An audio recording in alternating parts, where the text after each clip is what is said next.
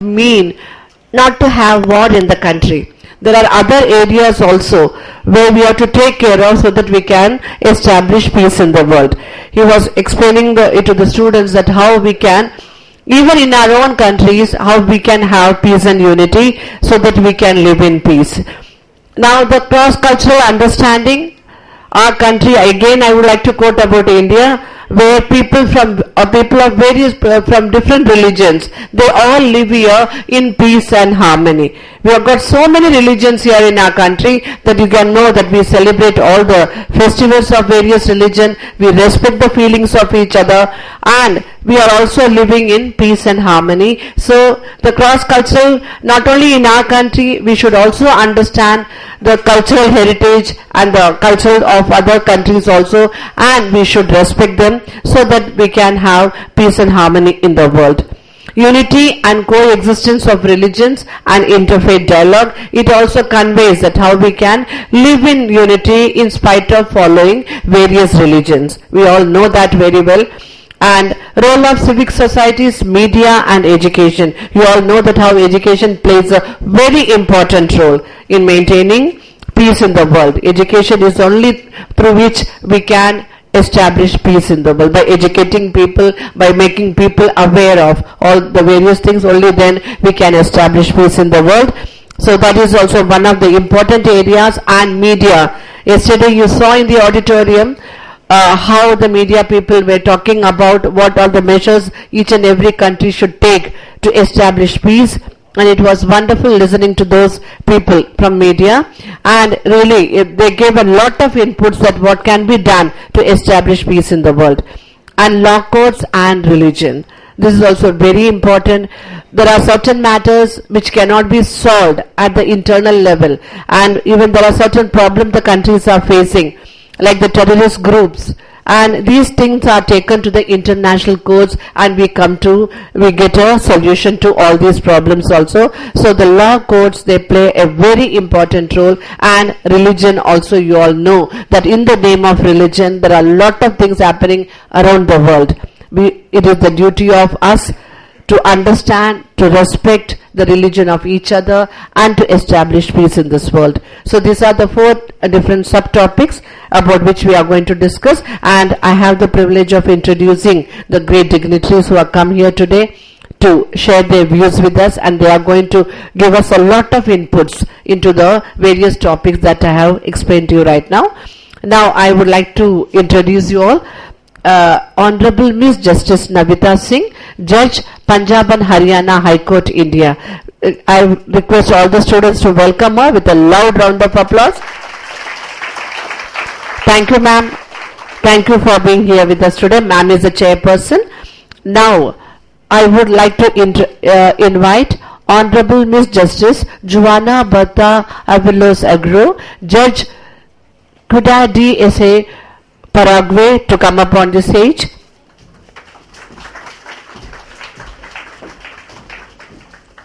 Honorable Miss Justice Mitra Susana Martinez Granado, Judge New Columbia, Paraguay, please ma'am.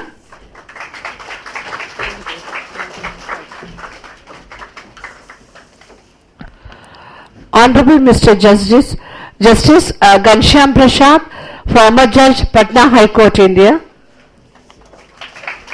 Thank you, sir. And we have Honorable Miss Justice Charles N. Austin, Judge, Court of Common Pleas, 38 Judicial District of Pennsylvania, Northeastern USA. Please, ma'am. We welcome all the eminent dignitaries over here. Thank you for being here with us today, ma'am. And now I request the chairperson to take the floor.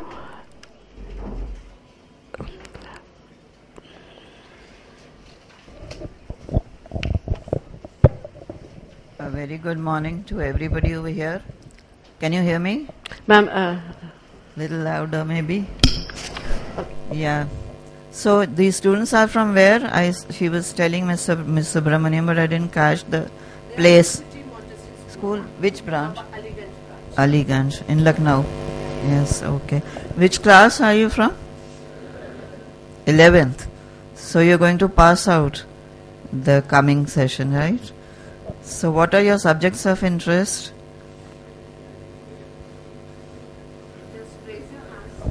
Anybody who would want to say something? Yes, please.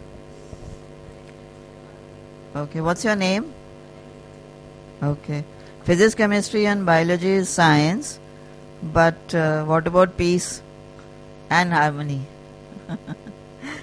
I think everybody should indulge in that subject also. If not too much, a little bit at least, to promote the cause. Am I right? Okay, now I invite the first speaker to, please do that.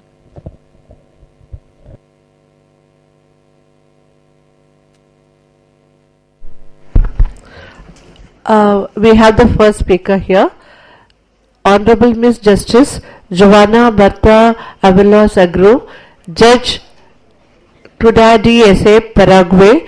Ma'am is here. Actually, ma'am is going to speak in Spanish, and we have a interpreter here. She'll be translating everything to you in English. Ma'am, will you please come up on the stage, please? Please.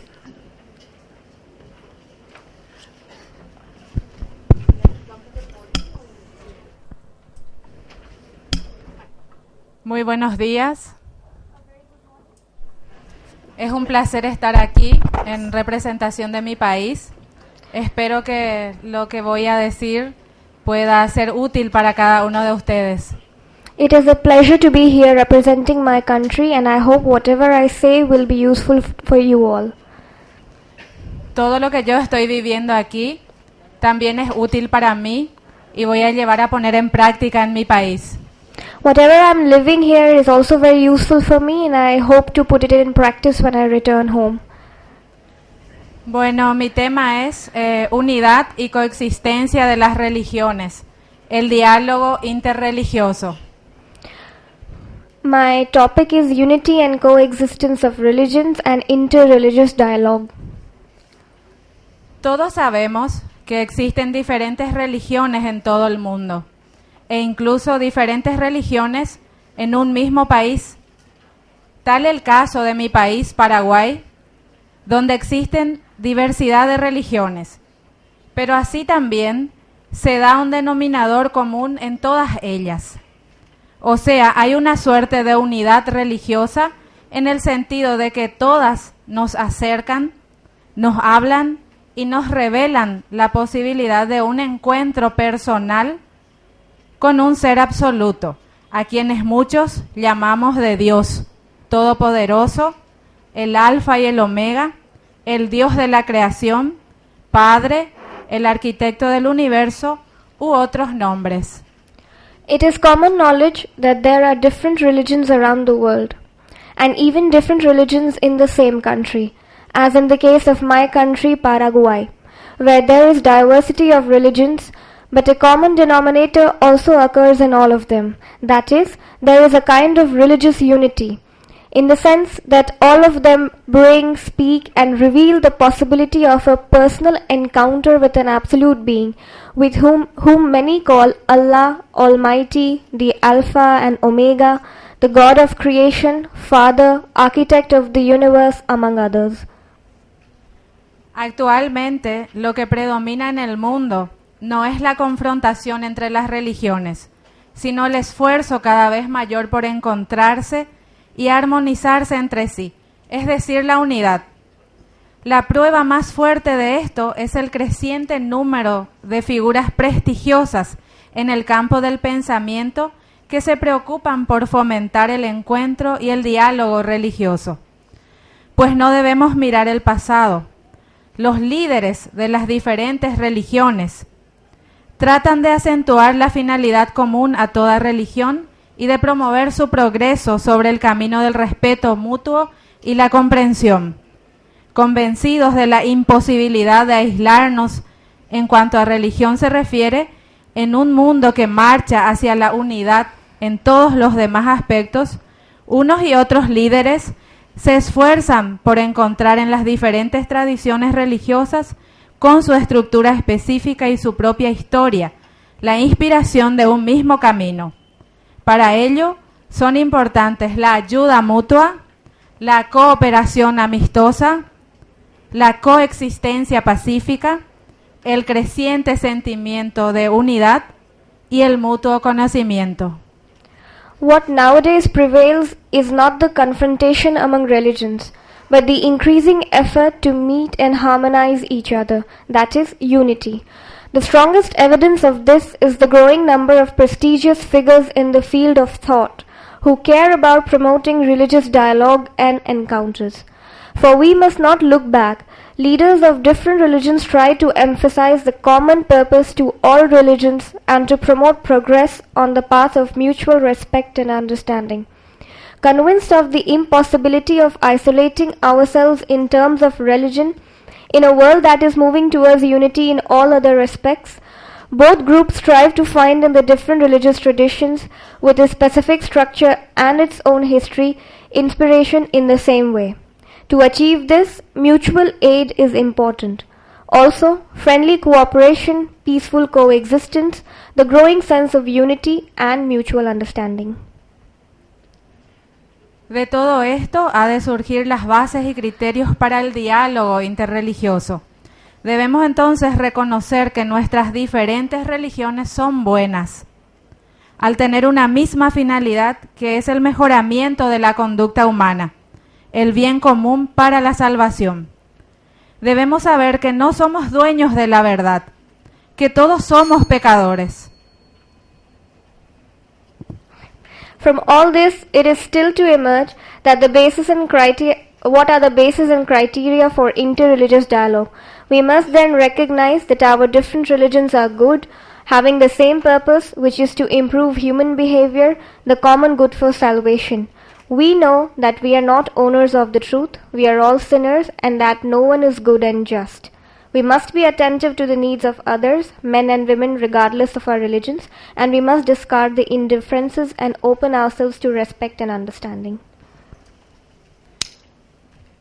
Con estos enfoques, todos, cristianos y no cristianos, debemos armonizar el compromiso de nuestra fe respectiva con la comprensión y lealtad intelectual, de modo que al mismo tiempo que profundicemos nuestras propias convicciones, emprendamos una renovación de las mismas con vistas a un creciente entendimiento mutuo. Más que abordar la fe profesada, se trata de enriquecerla con la aportación de los demás. With this approach in mind, all of us, Christians and non-Christians, harmonize our respective faith commitments with intellectual understanding and loyalty, so that while we deepen our own convictions, we undertake a renewal of all these things, with a view to increasing mutual understanding. And more than abandoning the faith we profess, it is about enriching it with the contribution of others. Okay. De cara a todo esto, podemos ser felices, derrumbar murallas, hacernos uno, vivir en armonía, pues aún el hombre no descubrió en definitiva lo que existe en el más allá. Y enfocando nuestra mirada a esta interrogante que no termina nunca, otorgarnos el debido respeto. Gracias. Facing all this, we can be happy, destroy walls, become one, and live in harmony, because mankind has not yet discovered what exists beyond our universe, and focusing our eyes to that question that never ends, giving us due respect. Thank you.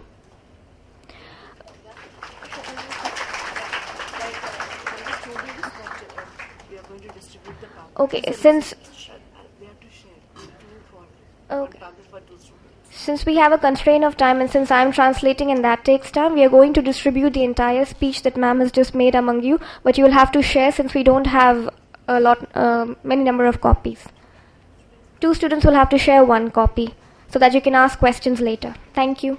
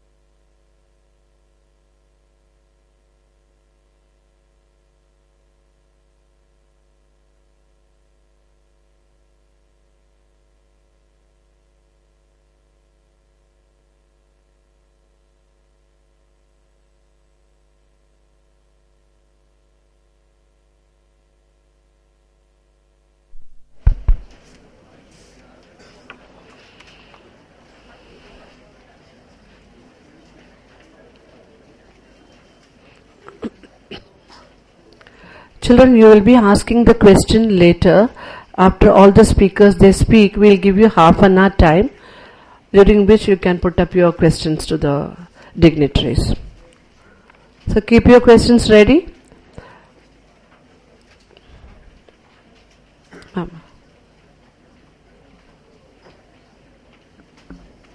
Distributor. Now I invite the second speaker, Honorable Justice Ms. Susana, Judge, New Columbia, Paraguay. Ma'am, please come up on the stage and address the gathering, please. You are going to speak from.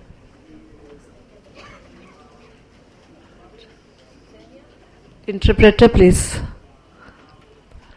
Ma'am is going to speak.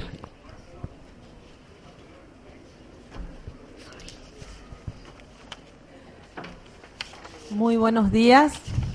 Para mí es un honor dirigirme a un auditorio de personas jóvenes, porque realmente considero que los jóvenes no son el futuro, sino son el presente para un mañana mejor. Good morning. It's a pleasure for me to be addressing a young crowd because I think the youth of today is the future of tomorrow, and it is very important that you should discuss such topics. El tema que trataré hoy día es la unidad y la coexistencia de las religiones y el diálogo interreligioso. The topic that I'm going to touch upon today is the unity and coexistence of religions and interreligious dialogue. Con profunda gratitud me dirijo a ustedes con un tema que se ha vuelto muy importante y trascendental durante los últimos 15 años, pues así se manifiesta a través de los líderes de las Naciones Unidas, en las palabras de un sacerdote suizo católico, Hans Kuhn, quien manifestó: no habrá paz entre las naciones sin que haya paz entre las religiones, y no habrá paz entre las religiones sin un mayor diálogo entre las religiones. It is with profound gratitude that I speak to you regarding a subject that has become very important and transcendent during the last 15 years, as well as being manifested through the United Nations leaders in the words of a Swiss Catholic priest named Hans Kung, who said, "There will not be peace among nations without peace among religions, and there will not be peace among religions without a greater dialogue among these." Trataré de forma sencilla sintetizar un tema profundo. En nuestro mundo actual, las personas que se dicen creyentes religiosos ya no pueden serlo aisladas de otras religiones. Si alguien elige ser religioso hoy día, esa persona debe ser religiosa de una manera interreligiosa, es decir, reconociendo que existen otras maneras válidas de ser religioso y reconociendo en mayor medida que las religiones del mundo están llamadas hoy día a aprender las unas de las otras, a cuestionarse recíprocamente y a cooperarse mutuamente. I will try to synthesize in a simple way such a deep subject. In our current world, people who call themselves believers can no longer be isolated from other religions. If anybody chooses to be religious these days, that person must be must be so in an interreligious kind of way, that is, acknowledging that there are other valid manners of being religious and acknowledging in a greater way that religions of the world are invited to learn from each other, to question each other and to mutually cooperate. Ese es el tema de la conferencia de hoy. ¿Por qué es necesario el diálogo interreligioso y cuáles son los beneficios que pueden resultar de ese diálogo? That is the subject of today's conference, why interreligious dialogue is necessary and what are the benefits that can come from such a dialogue. En el mundo actual, caracterizado por rápidas comunicaciones, movilidad humana e interdependencia, hay viva conciencia del hecho de la pluralidad religiosa. Si bien en algunas partes de las religiones parecería que apenas sobreviven, al menos en cuanto a la práctica de sus seguidores, en otras partes hay claras muestras de revitalización, inspirando e incluyendo en la vida de millones de personas. In the current world, characterized by fast communication, human mobility and interdependence, there is live conscience of the religious plurality fact. While in some countries it would seem that religions barely survive, at least regarding their followers' practice, in other countries there are clear shows of revival, inspiring and influencing millions of people's lives. No obstante que sigue habiendo ejemplo de confrontación violenta entre los seguidores de diversas religiones, se va pasando paulatinamente al encuentro pacífico y el diálogo, especialmente entre los dirigentes. Durante incalculables siglos y milenios, Dios y la religión han sido malinterpretados, distorsionados y manipulados conscientemente en manos de la humanidad. El nombre de Dios, quizás el símbolo más claro de la paz, el amor y la compasión, se ha invocado como justificación de innumerables guerras, asesinatos y genocidios. Todavía hoy, cuando está naciendo el siglo XXI, las guerras santas contaminan nuestro planeta. However, there may still be violent confrontation between between the followers of many religions. It is slowly going to be a pacific encounter through dialogue, especially among leaders. During countless centuries and millenniums, God and religion have been misunderstood, distorted, and consciously manipulated by humanity. The name of God, perhaps the clearest symbol of peace, love, and compassion, has been summoned as a justification for countless wars, murders, and genocides. Up to this day, in a blooming 21st century, holy wars still contaminate our planet. Se trata ante todo de un diálogo de vida, compartir la vida, comunidades de religiones diversas que pueden vivir en paz, una junto a la otra, cada uno practicando con coherencia su fe y testimoniándola a los demás, respetándose y solidarizándose en el bien. Esto es urgente en la actualidad, dada la constante movilidad humana. It's foremost about dialogue of life, to share the life of diverse religious communities that can live in peace next to each other, each one consistently practicing their faith and testifying it to the others, respecting each other and bringing them together. This is currently urgent given the constant human mobility. En cada religión se debe estar convencido de que tiene una gran verdad por anunciar a los demás, pero también se debe estar convencido de que podrá y deberá aprender mucho de los demás. También es posible el diálogo formal, personas de religiones diversas que se encuentran para afrontar juntos problemas comunes de carácter social, moral, político. Cada uno tomando inspiración de la propia religión y buscando encontrar soluciones aceptables para todos. Por ejemplo, cómo afrontar problemas de la familia y la vida humana, de la instrucción, de la emigración, de la paz y de la libertad, particularmente la libertad religiosa.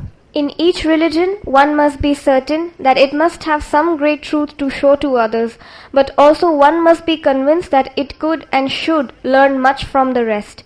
Formal dialogue is also possible. People from diverse religions who meet to confront together common social, moral, political problems, and etc., each one taking inspiration from their own religion and seeking to find acceptable solutions for everyone, like for instance, how to confront problems like family and human life, academic instruction, migration, peace and freedom, and particularly religious freedom. El diálogo interreligioso tiene que seguir adelante en un mundo donde hay muchas diferencias y poco esfuerzo sincero por buscar la verdad. No podemos vivir encerrados donde cada uno acepte tener toda la verdad sin confrontarnos con puntos de vista distintos. Pero la confrontación tiene que hacerse desde la sinceridad, el respeto y el compromiso por acoger la verdad allí donde se encuentre. Interreligious dialogue must go on in a world where there are many differences and little honest effort to seek the truth. We cannot live enclosed where each one accepts to have the whole truth without confronting with different points of view. But confrontation must be done with sincerity, respect and commitment to embrace the truth wherever it might be. A veces esto implicará reconocer que yo estaba equivocado, que lo que antes consideraba como verdad era un error. Otras veces será el otro quien diga con sencillez que estaba en el error y podrá así acoger la verdad que puedo ofrecerle como el don más grande de la amistad, como el terreno común que es capaz de unirnos a todos los hombres. Otras veces descubriremos que existen muchos puntos en común y que podemos trabajar juntos para defender la dignidad de la persona, la justicia y la paz. Pero de nuevo, sin ocultar las diferencias. Sometimes this will imply acknowledging that I was wrong, that what I used to consider as a truth was a mistake. Other times it will be somebody else who would sincerely say that they were mistaken and will embrace the truth that I can offer as the greatest gift of friendship, as the common soil that unites all of us. Also, we will discover that there are many common points that we can work out together to defend somebody else's dignity, justice, and peace. But again, it should be done without hiding the differences. En conclusión, cuando la religión es invocada como justificación para el conflicto, las voces religiosas deben alzarse en protesta. Debemos ocultar el hábito de la santidad cuando es buscado como manto para la violencia y el derramamiento de sangre. Si la fe es enlistada en la causa de la guerra, debe haber una contravoz igual y opuesta en el nombre de la paz. Si la religión no es parte de la solución, ciertamente será parte del problema. To conclude, el diálogo interreligioso nos ofrece la oportunidad de ser compañeros peregrinos de los musulmanes, judíos, budistas, hindúes, las espiritualidades indígenas, al explorar y descubrir cada vez más del misterio que llamamos Dios, un misterio que tiene muchos nombres y cuya integridad ninguna religión podrá abarcar completamente. in conclusion, I would like to say when religion is summoned as justification for conflict, religious voices must raise in protest. We must hide sanctity's habit when it is searched as a cloak for violence and blood spill. If faith is enlisted in the war cause, there must be an equal and opposite counter voice in the name of peace. If religion is not part of the solution, it will certainly be part of the problem. Interreligious dialogue offers us the opportunity of being fellow pilgrims to Muslims, Jews, Buddhists, Hindus, native religion followers in the discovery of the mystery that we call God, a mystery that has many names and with integrity that no religion could ever completely cover. Por último, creo que existe urgencia de un diálogo interreligioso, pues es también la oportunidad de profundizar y enriquecer nuestras propias identidades y comunidades religiosas, es decir, la urgencia de respetar a los creyentes de otras religiones, aprender de ellos y cooperar con ellos. El mundo en que vivimos está globalizado e interconectado como nunca antes lo ha estado, pero es también un mundo amenazado y en peligro como nunca antes. Los peligros y amenazas nacen de la violencia que nosotros mismos, como seres humanos, estamos cometiendo, tanto contra otras personas como contra el medio ambiente en el que vivimos. Muchas gracias. Last but not the least, I believe there is an urgency of interreligious dialogue, since it's also the opportunity to delve into and enrich our own identities and religious communities. That is the urgency of respecting the believers of other religions, to learn from them, to cooperate with them. The world in which we are living is globalized and interconnected as it has never been, but this is also a threatened and endangered world like never before.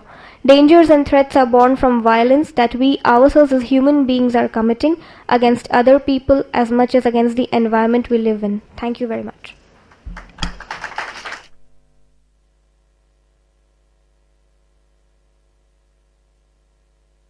A copy of this speech will also be distributed among you all. Thank you.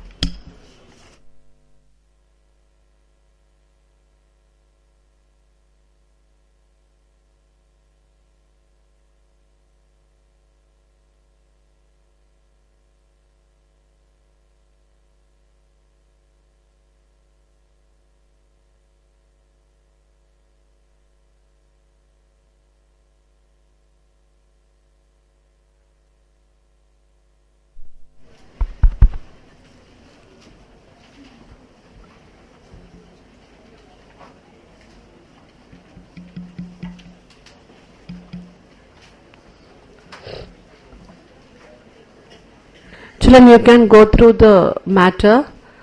Vam has already read out everything, but still you can go through that, and you can also frame a lot of questions if at all you want to ask any.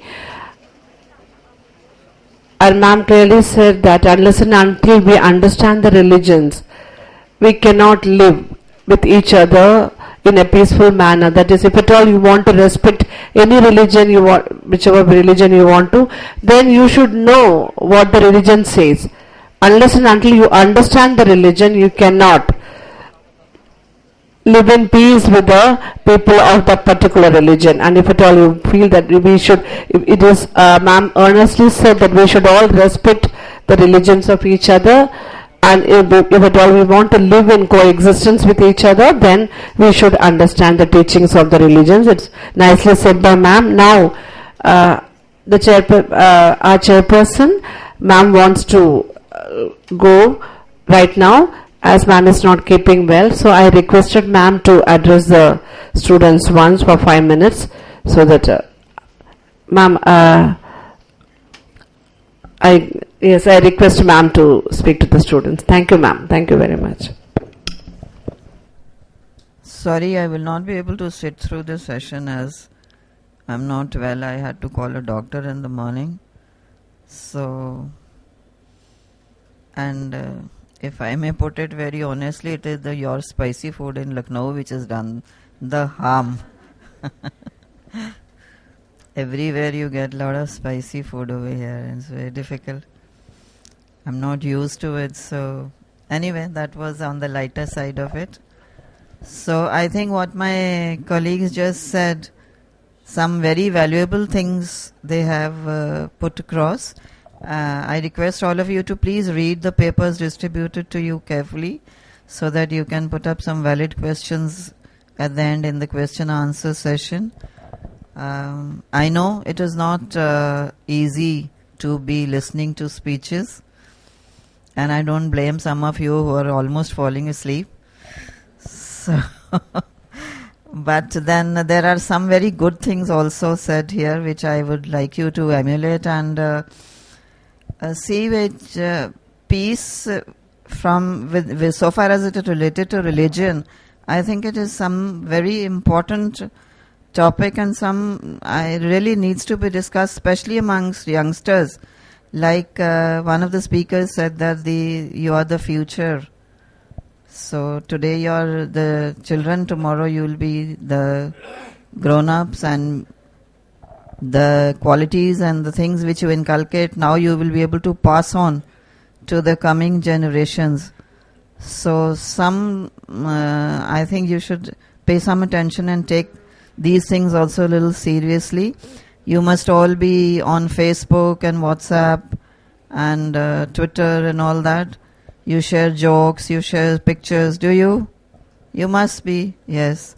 So make it a point every day to share something concerning world peace and maybe national peace also, and concern to religion, so that you can see every day. If you write a couple of things like this to your friends, these will be picked up and they'll get ingrained in the mind. Someday or the other this will have an effect, surely. So if we just see, entertainment is also very good. You can't be keep studying all the time. And so, but when you use all these, you all must be very tech savvy. So when you use all these systems, I think you must make it a point, and I should say rather, vow to yourself that every day you will send a couple of things or maybe more from when you read it from somewhere or you hear it from somebody. And regarding religion, please don't make your beliefs by hearing people and catching one thing from here, another from there. You must try and go deep into it. Religion is something very great, and I don't know why people are fighting in its name day in and day out. Respect for religion is something very important. Why should we say so and so is a Sikh or so and so is a Muslim, so and so is a Hindu? Why should we be fighting over Kashmir and why should we be fighting over other issues like that? I think it was said that leaders of all religions, they will always preach the same thing. They will want unity, they will want peace, they will want harmony, they will want love for mankind, but then men are fighting amongst one another. I don't know what they want to gain out of it and what they want to convey and what they want. I hope you understand what point I want to put across. And since you're the youngsters of our country, I hope and I pray and I do wish that you grow up to be very, very good human beings and are able to spread certain things to your friends and your when you grow up to the other generations. Maybe you will be teachers someday, maybe whatever vocation you adopt. But please do not put these things, do not relegate these things to the background, thinking that they are not important. Maybe what your profession is more important, or maybe what your other things in life. You'll get married, you'll have children, you'll have. See, life is full of problems. It's full of challenges. Everything will come your way. Every day you'll say, I have this problem, I have that problem. But then you have to deal with things and take out time for these things so that you can really promote peace and harmony in the country and work towards world peace. Every step, single step taken by you can lead you to the destination, I'm very sure. Thank you so much.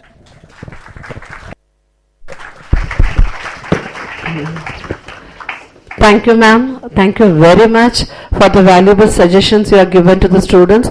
Children, let us all try this out and see, as ma'am suggested right now, one good message to one of our friend every day. Can we all do that? One positive message, something which you have read somewhere or something which you have come across through WhatsApp or something, and that message can be sent to one of your friends, and then this can bring about a change in the mindset of the children also. Some positive message. Can we all do that? How many of you agree with ma'am? Please raise your hand, let me see. Thank you, children. Thank you so much. Okay, let us all give a try and see, and definitely I feel that this will bring about a positive impact. Thank you very much. Thank you, ma'am. Thank you very much for being here with us today. And on behalf of all the students, I sincerely thank you for being the chairperson of this session. And I think we should all give her a loud round of applause, children, for being here with us today. On behalf of all the members of... Yes, ma'am. I thank you all for listening so patiently.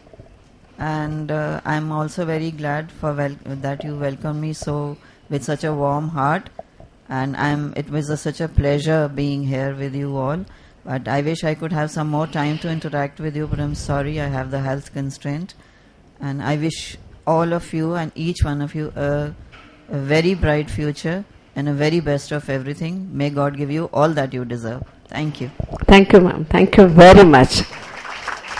On behalf of all the students, I once again thank Honorable Miss Justice Navita Singh, Judge, Punjab and Haryana High Court, for being here with us today for this special session.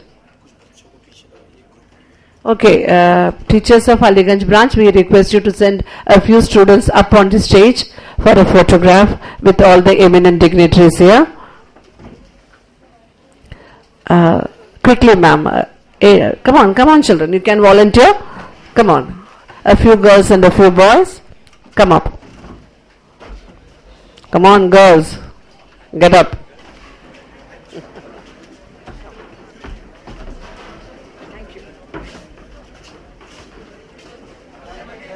Thank you, children. Not too many. We should be able to accommodate. Come on, yes, that's enough. Yes, you can stand on the sides also, yes. Okay, but they shouldn't be hiding the face of the... Okay, you are going to make them seated. Come on. Come, you come here.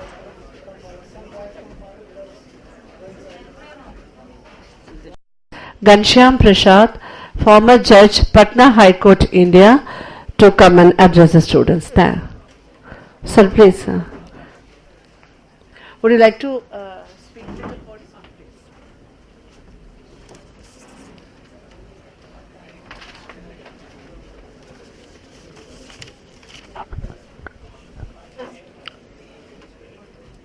Good morning to everyone. Originally, I was assigned to other topic.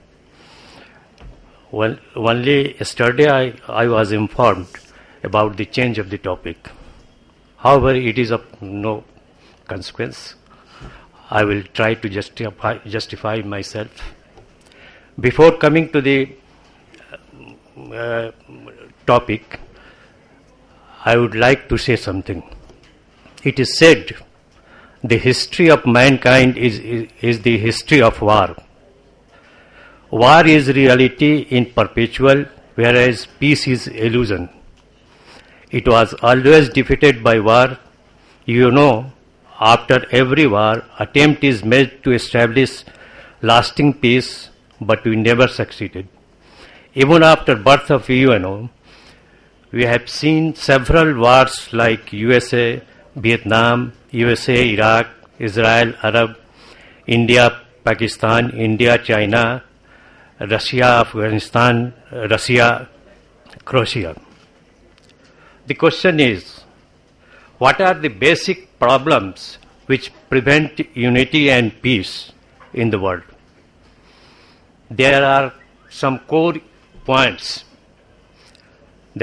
These are poverty, hunger, lack of education, health care, feeling of superiority of one's own race, religion and culture. Now I come to the main topic of the discussion. We live in culture of violence. Violence is so prevalent, like the proverbial fish in the sea. We are not even aware that it surrounds us, conditions us. We are so accustomed to violence that we mistakenly believe it is natural state of being. Being submerged in violence has dulled and numbed our sensitivity to our own humanity. Our concept of what it means to be human has been impaired. And like any other belief, until it is challenged, until we become aware to another way of being, until we awaken to what is our natural loving, non-violent state, it will continue. The world today is full of conflicts, violence, war, and man-made disaster due to the pervasive influence of selfish materialism, ignorance, greed, hatred, corruption, lust of power, and our communities. There is peace neither in human heart, in the society, in the nation, or in the world at this time.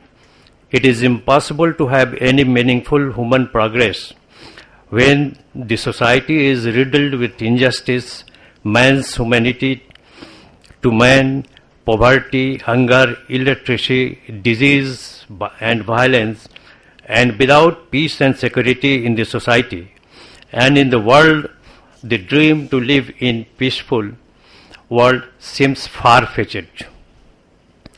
Truth is, most people long for the state of peace, a deep desire to live without fear for our lives, without fear for our health, without fear for our emotional well-being. But a culture of peace can be legislated or dictated, demanded or decreed. It will not manifest overnight. It requires the commitment of the whole of the society and must emerge from the grassroots level, seeding peace and non-violence in the every dialogue and behavior of all people, which in turn results in cultural action. By envisioning a culture of peace and non-violence, people develop values for a way of life that will guide individual actions. As defined by the United Nations, the culture of peace is a set of values, attitudes, modes of behavior, and was a life that reject violence and prevent by tackling the root causes to solve problems through dialogue and negotiation among individuals, groups, and nations.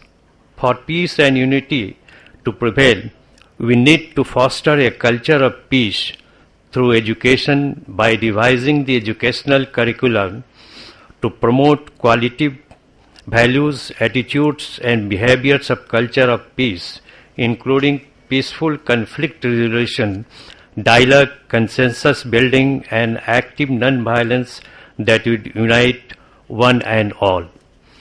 We would also need to promote sustainable economic and social development by reducing economic and social inequalities, by eradicating poverty and assuring sustainable food security, social justice, durable solutions to debt problems, empowerment of women, ensure equality between women and men through full participation of women in economic, social, and political decision making, elimination of all forms of discrimination and violence against women, and providing support and assistance to women in need.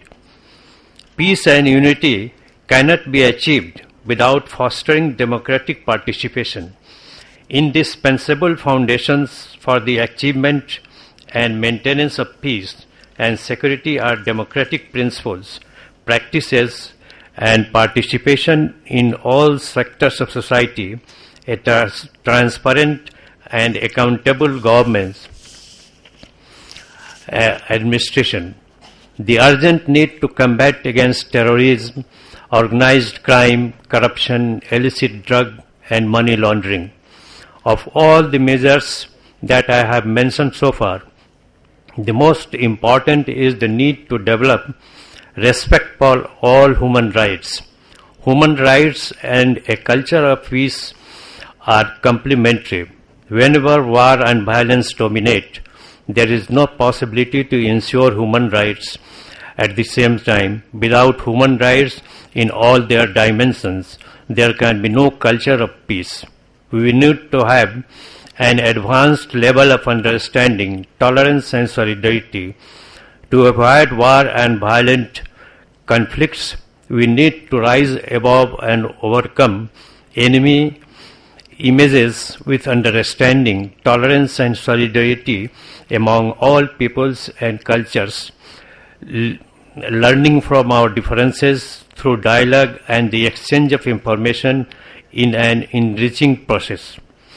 Religion is often blamed for the world's greatest conflicts, and rightfully so. One does not have to look far to see conflict or violence that is linked to religious motivations or sentiments in some way, be it the terrorist attacks the world over, or the turmoil in Middle East, or the religious disturbances with a country. In a world that becomes more religiously diverse every day, it is easy to allow conflict to rise between different religious and non-religious groups.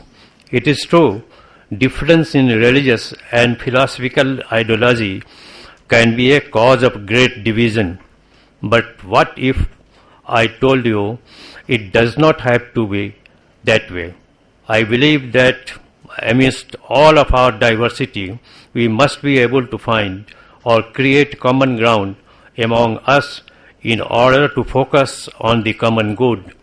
Interfaith cooperation is the path to religious pluralism and a path toward ending the hostile ideological environment in which our world finds itself. Last but not the least, there is a pressing need to promote international peace and security. The gains in human security and disarmament in recent years including nuclear weapons treaties and the treaty banning landmines, should encourage us to increase our efforts in negotiation of peaceful settlements, elimination of production and traffic of arms and weapons, humanitarian solutions in conflict situations, post-conflict initiatives. I would like to end my speech with a very impactful statement from Kofi Annan. Over the years, we have come to realize that it is not enough to send peacekeeping forces to separate warring parties.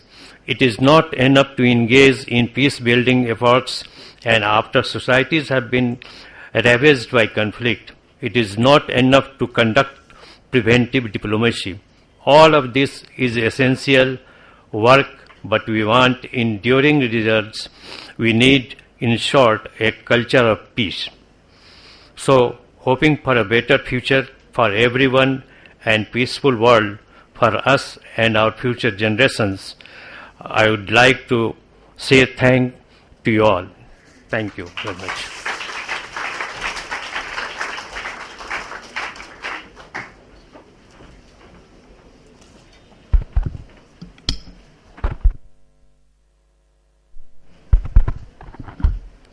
Thank you, sir. Thank you for your enlightening speech. Children, you all understood what he said just now, what measures we have to take, the small little measures what we are taking, the talks, the organizing various conferences and other things. Not only this, but every individual has to think that peace is necessary, and unless and until we make a change in our mindset, we cannot establish peace in this world. So change in the mindset of the people is very necessary for establishing peace. Thank you, sir. Thank you for your motivating words. Now, I request the last but not the least, Honorable Miss Justice Charles L. Austin, Judge, Court of Common Pleas, 38th Judicial District of Pennsylvania, Norristown, USA, to come and address the students. Thank you. Please. Thank you. It's an honor to be here, an honor to speak before you. I know that I'm probably the last thing between you and lunch, so I'm going to try to be brief. I will say good afternoon, buenas tardes, to my hermanas from in the law. I'm going to continue this whole theme about religion. The United States, and I'm going to use the United States because that's all I know. That's what I'm familiar with, so I'm going to use it in that context. The United States has what we call a secular government. That means that there's a separation between church and state. They're completely different. They're supposed to be not aligned. And we've had numerous court cases from our U.S. Supreme Court that say you can't do that. You can't combine the church and anything having to do with the government. So I'm sorry. I'm having a really hard time kind of concentrating, if you don't mind. Thank you. I appreciate that. Is it unrealistic then to expect a judge to leave his or her religion behind when they put on their robe and they get on the bench? Can you really do that? I mean, can you take your personal thoughts and your personal beliefs and just not bring them with you? As a judge, we are sworn to uphold the law. That even though we don't agree with it, we are sworn to uphold the law. But if our religion tells us that that law is wrong, what do you do? And I'm going to ask you some questions. Every day on my bench, I encounter problems like that. For example, for religious holidays, not everyone celebrates Christmas. Not everyone celebrates Rosh Hashanah or these other holidays. But do we close down the courthouse so people can celebrate their religious holidays? And furthermore, do we pay them? You know, especially if it's a work day, do they get paid for going on their religious holidays? There's several laws that I'm going to tell you about, and they pose huge religious questions. One of the laws has minors, people who are under 18. They can get abortions in the United States, but if their parents don't approve it, they have to come to court, and the court can give that approval after having a hearing and an interview. Well, let's say your religion doesn't permit abortions. But if that is the law, what do? You feel that that you can't take a life through abortions, but yet the law says it's okay for this young girl to have an abortion. As a judge, what do? I mean, how can you do that? And also, very recently, our U.S. Supreme Court has said that people who are the same gender can marry. People who are the same gender can adopt children. So if your religion says that marriage is between a man and a woman, what do you do when your law says it doesn't have to be? You know, and so that whole dichotomy, or that whole challenge, is something that our justice system faces every day, because it's always changing, always changing. Now, our Constitution permits freedom of religion. You can belong to any religion that you want to. My answer, after much thought, to this whole thing is religious tolerance. Our United States, our current government was founded by pilgrims who were persecuted in Great Britain. So they came over to North America seeking religious freedom. And that's why in our U.S. Constitution we have a right to religion, any religion. And theoretically it's supposed to be religious tolerance. But we don't have that just yet, you know, because I don't know why. I just don't know why. And perhaps it will start with your acceptance of other people and the religions of others. Because I truly believe that people who don't know their history, like the U.S. history of the Pilgrims and fighting religious persecution, those who don't know their history are doomed to repeat it because they just don't know.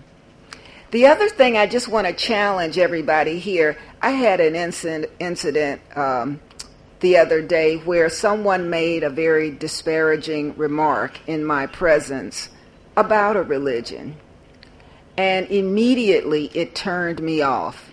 I didn't want to have anything to do with that person. And so I left his presence. And afterward I thought, should I have said something to him?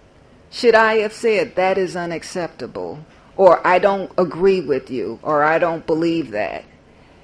And in many instances, I'm sure in your lives, if you haven't already, you will run into people who don't have that tolerance for other religions.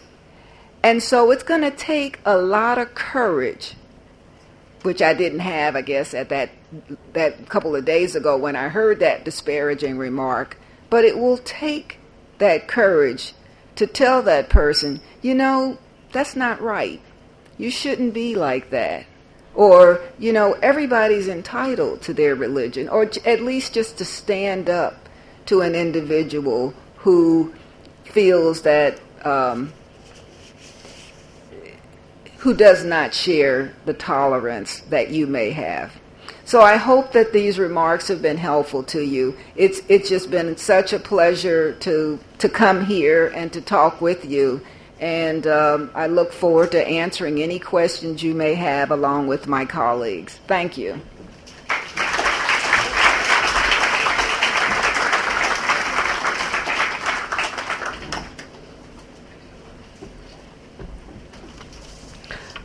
Thank you, ma'am. It was very nice listening to you, and the example you quoted here really, it has left us to think about the point you raised here. Really nice. And children, you also understood what ma'am was trying to tell you. Thank you very much, ma'am. Now we have it is a time for the question and answer session. That is, we have got half an hour with us, and you can put forth your question to these eminent dignitaries over here, and you will be getting an answer from them. So,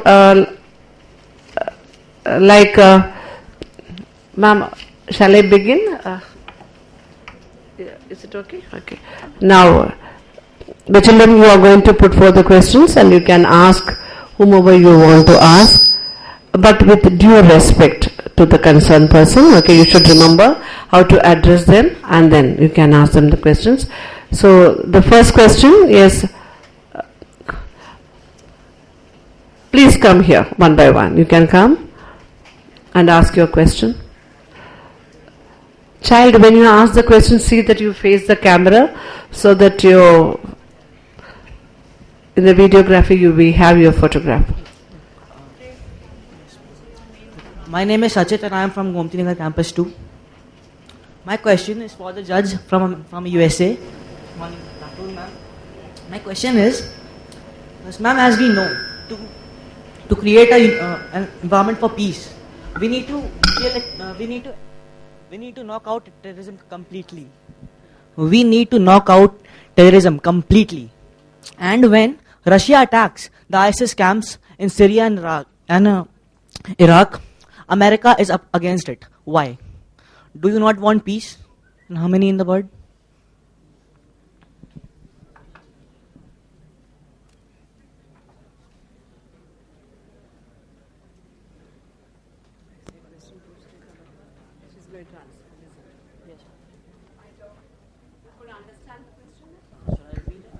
Repeat the question for you? Yeah, I understand the question totally, and I don't know. I don't have an answer for you. I'm sorry. I don't know. No say. Thank you, ma'am. The next question, please.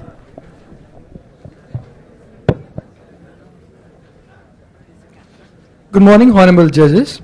Our respected ma'am from Paraguay said that no peace in nation is possible without peace about religion. Then why do policymakers refrain from talking about religion in public? And why is religion still a sensitive issue? Ma'am, anyone can answer this? It's a general question.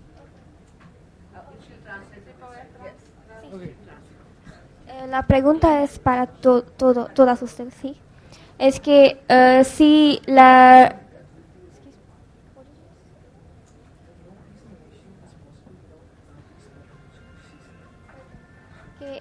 no puede existir la paz si no hay paz entre las religiones del mundo. Pero ¿por qué es tan difícil o por qué los que escriben la política, por qué ellos no están abiertos a discutir sobre la religión en público? ¿Por qué es tan sensible todavía este tema? Sí, pienso que la respuesta está en que las personas somos egoístas, en que pensamos solo en los beneficios personales o en los beneficios de un grupo. No pensamos en la colectividad. Ese es el problema por el cual no nos abrimos al diálogo interreligioso. She says the answer to what she feels is that human beings we are very self-centered, especially the policymakers. It is a wrong thing, but they usually think only about a particular group or about themselves or a community. That is why they are not really open about this thing. Thank you. Gracias. Uh, m- Good afternoon. My question is to all the judges that as all religions are the paths to the same destination, God, so what do you think would be an important factor that could be responsible for difference in mindsets of people of different religions?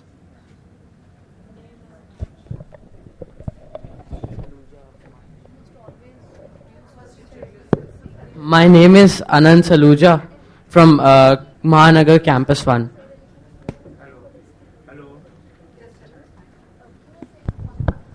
Hello. Actually, religions are conflicting, having conflicting interest, and therefore they cannot coexist at this stage. We have to work out and we have to understand the basic principles of religion. But the fact is, we do not try to understand the basic feature of the religion, but the other factors of the religion which create troubles and conflict in the society and the countries.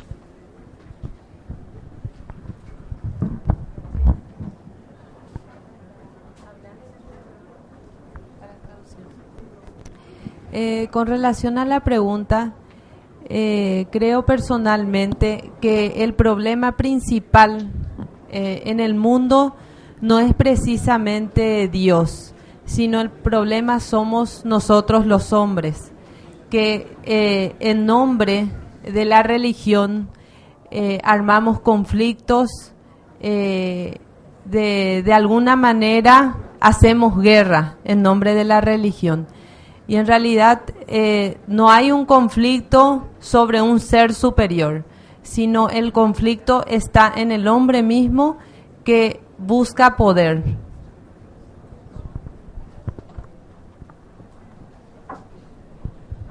She says that personally she believes the problem is not with the concept of God or with God himself, it's with us who in the name of religion we create such a lot of wars.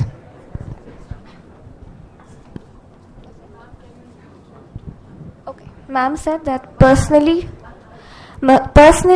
God is not the problem. The concept of God is not the problem. It is us human beings who have the problem. We create wars in the name of religions. We have disputes. We carry out armed conflicts. But it is our problem. It is not God's problem.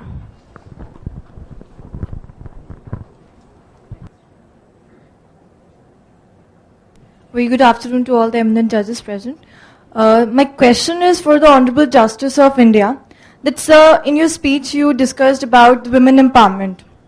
Women empowerment is a burning issue in many countries. So, sir, my question is, how can we foster women empowerment on an ever-expanding scale?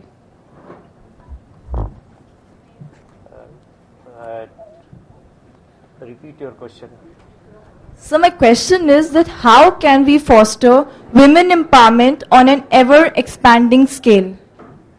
Ever-expanding? Scale.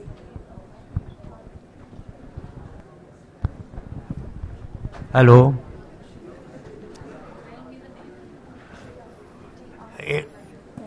Particularly in India, there is a big problem and disparity between men and women. But the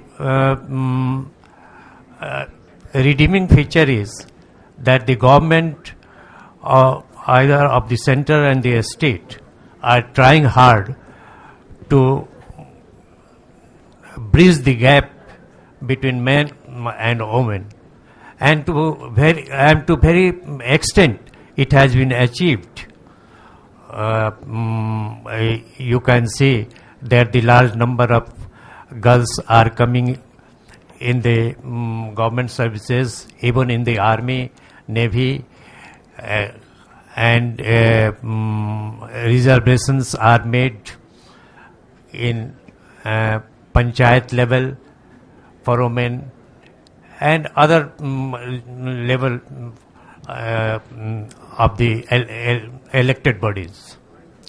So I hope that time is not far away when we will have no discrimination between men and women. Thank you. Thank you, sir. My name is Yashu Jain and I'm from Rajajipuram Campus 1. Good afternoon, judges. My question is from Honorable Justice from USM. Given the recent examples of religious intolerance leading to riots and violence, these issues usually involve political and religious leaders and also religious sentiments. How can the courts function impartially and fast in such cases?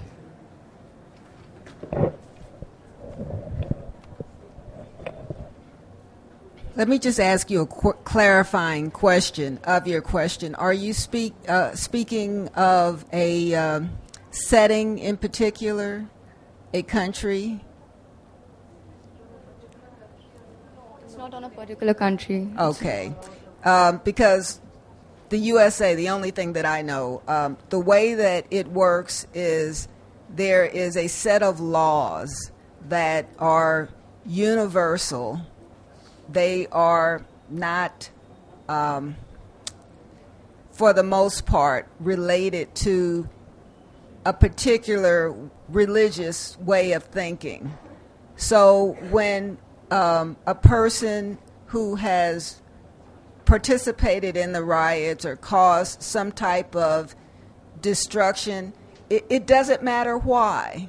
It's not important why they rioted. It's the fact that they disturbed the peace.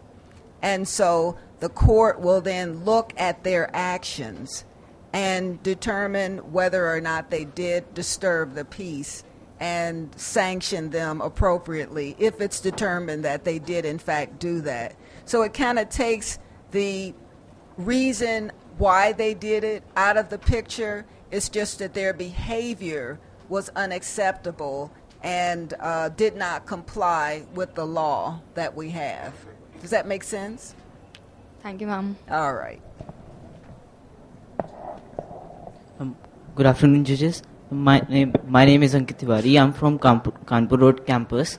And my question from you is that, to all of you actually, that UN being such a big organization in promoting peace, why do we still have differences in teaching of peace, like taking an example of Taliban or any other terrorist organization? They also say that they promote peace, but they promote peace in a way which is of non-violence, not of peace, which is actually peace. So why is it like that?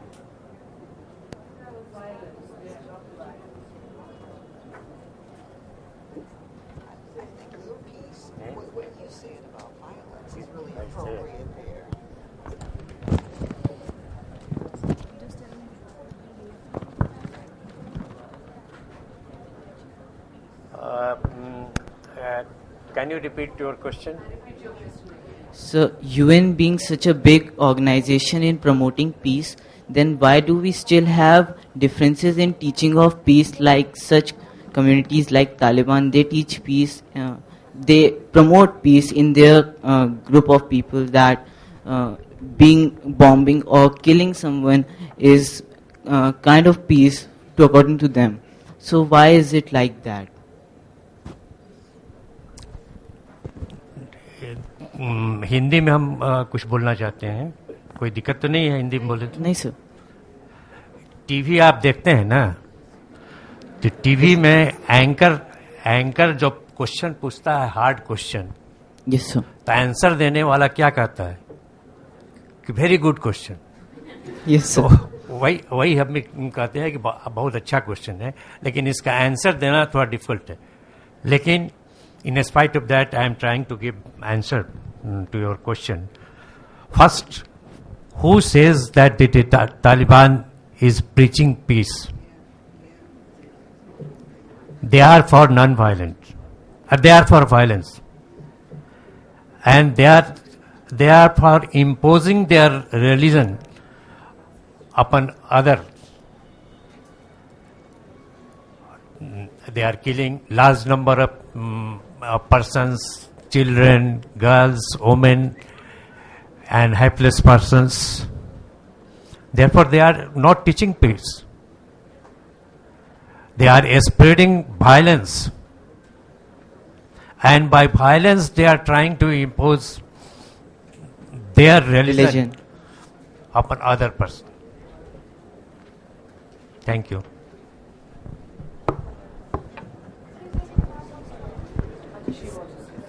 Bueno, yo creo que la pregunta de él es la pregunta del millón. Es la pregunta que cuando encontremos la respuesta vamos a vivir en paz. ¿Puedes traducir esa parte? Question is actually the question that millions are asking, and the day we are successful in answering that will be the day of total peace. Creo que este problema que hablas de las guerras que se hacen en nombre de Dios y justamente de guerras que se hacen para ganar la paz, vienen porque las personas tienen un problema de mentalidad grave, por decirlo así, que va de generación en generación y que es muy difícil de cortar. No digo que sea imposible, pero es muy difícil de cortar, porque si nosotros decimos vamos a terminar con Afganistán o algún otro país donde haya problemas, igualmente las siguientes generaciones estarán en lo mismo. She's saying the problem is actually it goes from generation to generation in a country. It's a problem of mentality, and to finish it we cannot do away with entire countries like Afghanistan or countries that have such problems. En mi país, si bien no hay problemas de guerra, no hay problemas bélicos muy graves así, sí tenemos también problemas de violencia. Hoy en día hay grupos, guerrillas, grupos armados que en nombre de una paz social o dicen llamarse de un sector político con miras a mejorar dentro de la sociedad, están haciendo secuestros de personas, extorsivos. Entonces es un problema mundial y es un problema difícil de acabar, porque estos grupos se multiplican porque trabajan en la mente de las personas, y una vez que estas personas aceptan la violencia como un modo de vida, es difícil de erradicar. Eso está pasando hoy en mi país, que es un país relativamente de paz. What is happening in my country right now is the same thing actually. We don't have any very major wars going on or battles going on in my country, but many people, many revolutionaries, in the name of social peace, they carry out kidnappings, extortions and murders. And my country is relatively peaceful. This is going on everywhere in the world, and it is even increasing, but this is due to some people brainwashing the youth or brainwashing the young people as to the fact that violence is the only way that can help achieve peace. Ma'am, if I get your views too on this matter. I share the views of my colleagues. Thank you. Thank you. So, hi, I'm Dao Yuan Liu from Federation of World Love and Peace, and I have a question for all of you.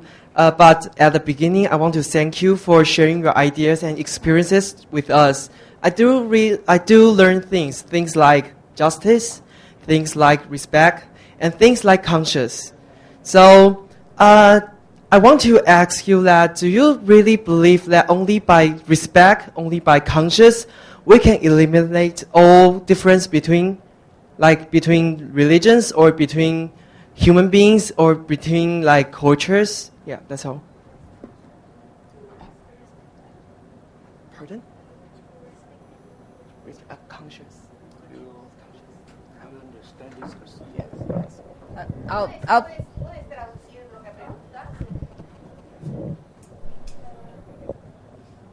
Quiere dar gracias a todos ustedes por sus palabras, y él está aprendiendo sobre la cultura y la justicia, y la pregunta es si ustedes piensan que únicamente el respeto y la conciencia son valores importantes para alcanzar la paz, para terminar con las guerras religiosas y etc. In addition to respect, I firmly believe tolerance is required to make that happen. Thank you.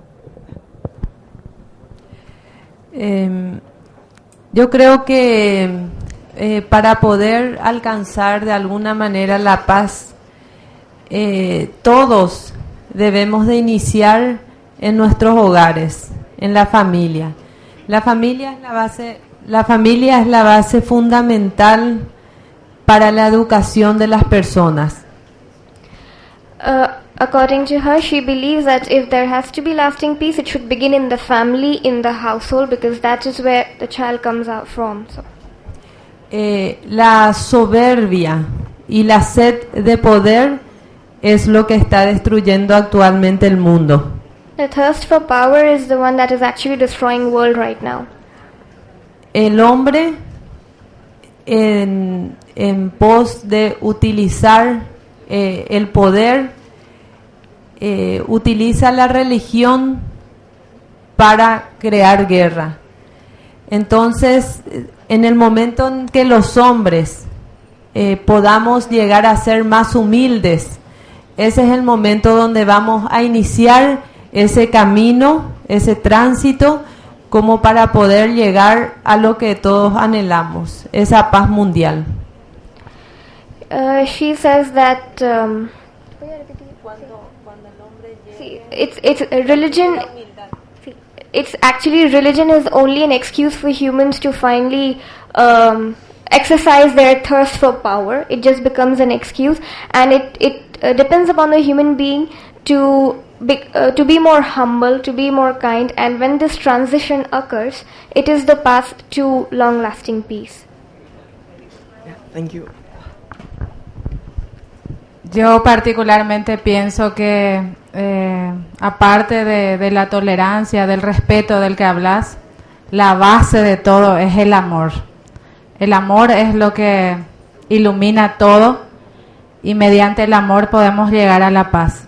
No, el amor perdura para siempre. Todo lo demás puede desaparecer, pero el amor nunca pasará.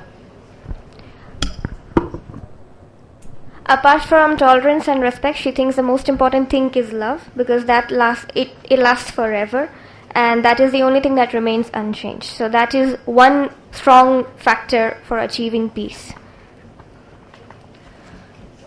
Okay, thank you for answering the question. Yeah, thank you. Good day, everyone. Myself, Shalini from City Montessori School, Campus 1. I would like to ask question from honorable judges, as it is a global issue, no one particular. If we really want to bring about a culture of peace, we need to firstly transmit the message of peace, and secondly, crush the elements who threat global and national peace. So don't you think violence to some extent is necessary to bring about peace? La pregunta es que para alcanzar la paz, a veces es importante crear guerras, y para destruir las fuerzas de terrorismo es importante tener una guerra. ¿Cuál es su opinión sobre esto?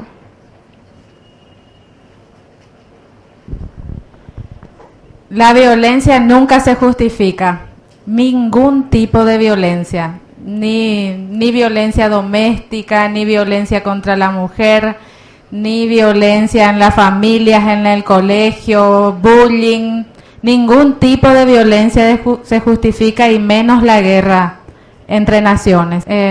No se puede alcanzar nunca la paz mediante estos actos. Esto es un problema de falta de conciencia del hombre. Nunca la violencia puede justificarse. She's saying that war can never be justified. It cannot be a means to peace in any form. Whether you're in the school, bullying is wrong. Violence at home, domestic violence, violence against women, in any form it is a negative thing, and this is not a way to reach at world peace in any case whatsoever. It's not justified. Ma'am, I'm not talking about war. I want to just emphasize that we really need to crush the non-social elements who deceive to bring about peace, but they transmit non-violence and unjustified acts. So, ma'am, we really need to punish them, which in term is known as violence. So, ma'am, what do you think?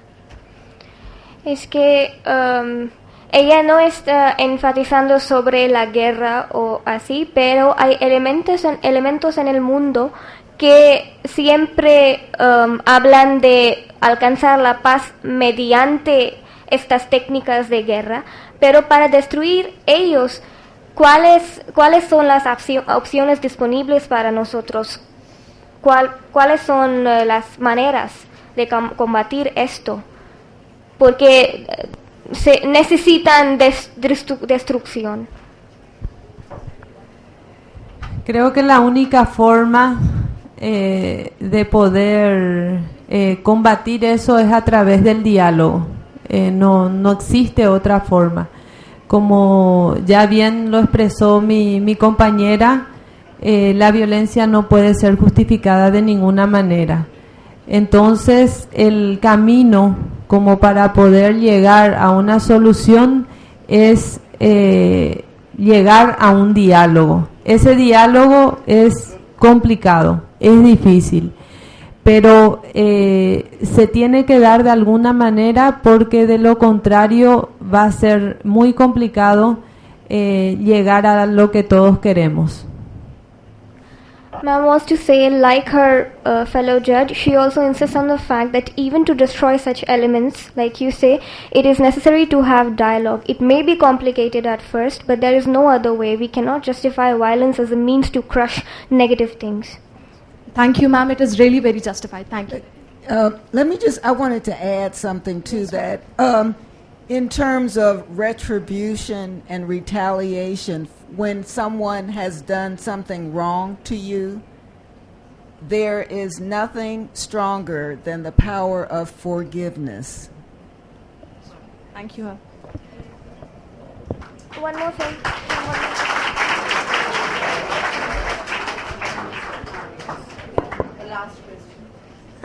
First, I want to thank you for sharing your experiences, and I am a volunteer from Full Power, and also I am a member from Taijimen, and my name is Zhu Yingxuan.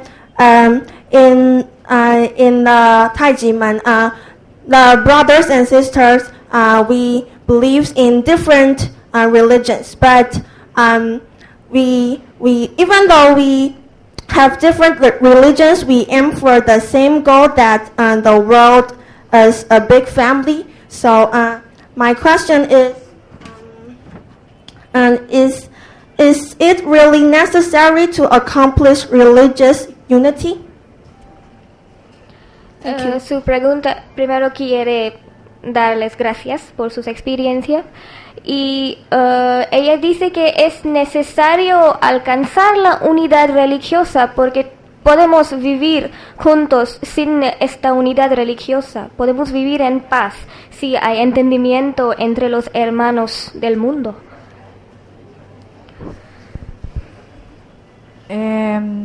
Las divisiones siempre son malas, empezando por ahí.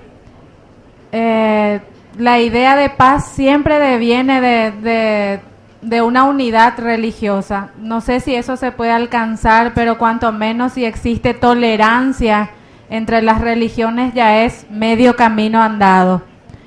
Y otra cosa que quiero decir antes de cerrar sobre lo que se habló hace rato de por qué hay guerra. Yo pienso que esto es por los intereses de los países en guerras. Detrás de las guerras no siempre está la religión. Detrás de las guerras muchas veces hay intereses económicos, intereses materiales. Detrás de esto siempre hay temas petrolíferos. Por ahí hay intereses monetarios, medio ambiente, agua también hoy en día ya es una riqueza. Bueno, entonces detrás de las guerras siempre hay intereses, no siempre la religión, pero se utiliza la religión como un elemento para explotar la guerra. She says that divisions anywhere are not a nice thing, and of course peace can only come if there is unity in religion everywhere else. Today we are surviving because there is tolerance among people. And she says wars are not always religious. They always have some or the other vested interest. Sometimes it might be because of petroleum, some acquiring of some other mineral resources, but religion becomes an excuse, the most justified means by which people can cause wars. Thank you. Para culminar y cerrar esta ponencia, todas las preguntas me parecieron bastante interesantes y quiero decirles algo a todos ustedes que son jóvenes. Muchos de los cuestionamientos que se presentaron hoy día tienen que ver de cómo llegar a ese objetivo que llamamos paz. All the questions today were very interesting, and she wants to say something to all of you who are very young here. She says all the questions were basically related to how should we reach this peace, this ultimate peace that we are talking about. Yo puedo decirles hoy de que esta conferencia, esta organización, la atención que ustedes están poniendo a lo que nosotros podemos de alguna manera transmitirles, las experiencias que nosotros vivimos en nuestros países, esa es una buena forma de comenzar ese camino que todos estamos buscando, ese camino para poder alcanzar el objetivo que todos soñamos, el de vivir en un mundo en donde haya más tolerancia, en donde se pueda fomentar el amor, en donde en las familias se pueda vivir de una forma mucho mejor y poder llegar a lo que todos anhelamos, que es la paz mundial. Muchísimas gracias a todos por su atención.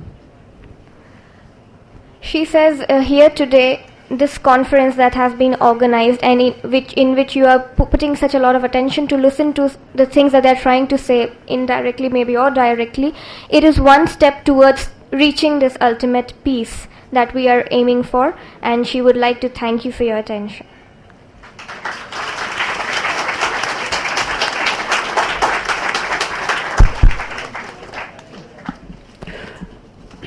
On behalf of City Montessori School, I would like to thank all the dignitaries on the dais for giving your valuable time and listening to the questions and answering all the questions also. Children, one thing we all learned that violence is not a solution at all to obtain peace.